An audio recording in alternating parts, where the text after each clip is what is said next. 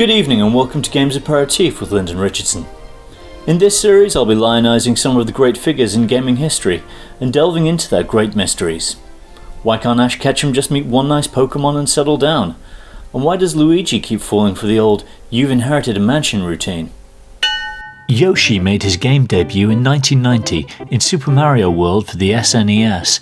To quote him directly, "Hooray, thank you for rescuing me. My name is Yoshi. On my way to rescue my friends, Bowser trapped me in that egg." Those are the words, but the expression is a forlorn one. Unlike Mario, Yoshi does not face the player, never lifting his 1,000-yard stare from the horizon. But is that with longing, curiosity, or just shame? Yoshi's design was dictated, like most other Mario objects, let's face it, by what could easily be drawn in a handful of pixels. Nintendo legend Shigeru Miyamoto originally conceived of Mario riding a horse before concluding that would look stupid in this medium, and more importantly, horses don't do much more than run and poop, both of which were presumably already in Mario's repertoire.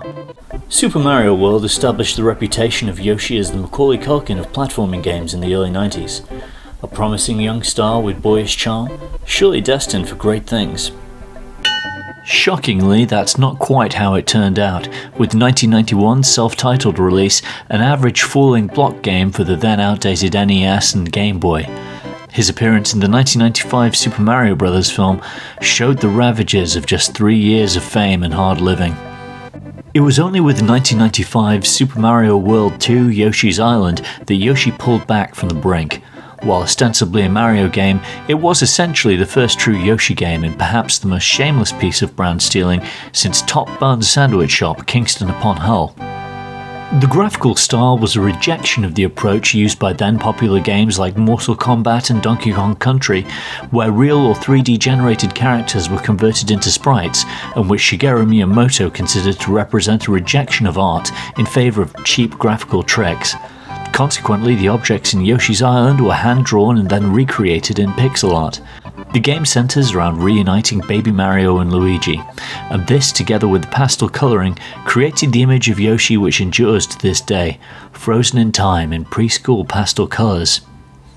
How Yoshi feels about this has never been confirmed, but regardless, it became, along with the collection of objects scattered throughout the levels, the defining characteristic of the mainline Yoshi games, along with, let's be honest, being pretty damn easy. Yoshi had found a niche, and success of a limited sort. While few of his subsequent games were critical darlings, most were loved by their fans. In the 2000s, these were largely on the Nintendo DS. Xbox owners with their War Storms and Gears of Meat might sneer at this, but quietly they helped the Nintendo DS to become the best-selling handheld of all time. Longtime developer Shigefumi Hino recently confirmed that Yoshi is made to stick his tongue out only when Mario punches him in the head, as can be clearly seen in this shocking slowed-down footage. If this is true, it's evidence of a catalogue of abuse stretching back decades. As the new century matured, stylized graphics were increasingly seen as an artistic choice rather than a technical limitation, and Yoshi's overall was increasingly considered in context. This afforded the moment for a spectacular shot at redemption on home consoles, beginning with Yoshi's Woolly World in 2015 and Yoshi's Crafted World in 2019. This is a game where a train is made out of cans, samurai warriors are made out of milk cartons, and cakes are made out of, well, cake.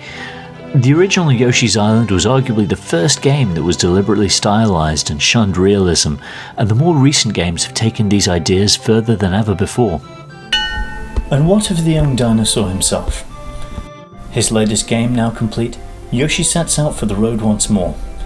Another service station, another Premier Inn, another bottle of fortified wine because there's simply nothing else to do.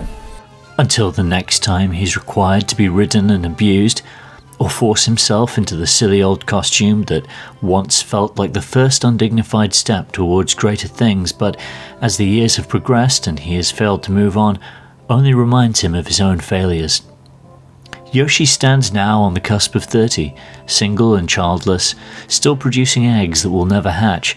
Perhaps unable to have children of his own, he channels his unwanted love into poetry that must go unheard, or a YouTube channel that must go unwatched. And what, you may ask, is the significance of Yoshi to our age? Yoshi and his games represent nothing more than simple, uncomplicated childhood joy. As we observe a world ravaged by disease and see the return of fascism to our streets, Yoshi and his portfolio allow us to look agents of chaos in the eye and say, "Nah, nah, nah, nah, nah, I can't hear you. I'm safe in my fetal position." I hope that Yoshi finds his peace, and I hope that he realizes that it is a great thing to be the bringer of small joys.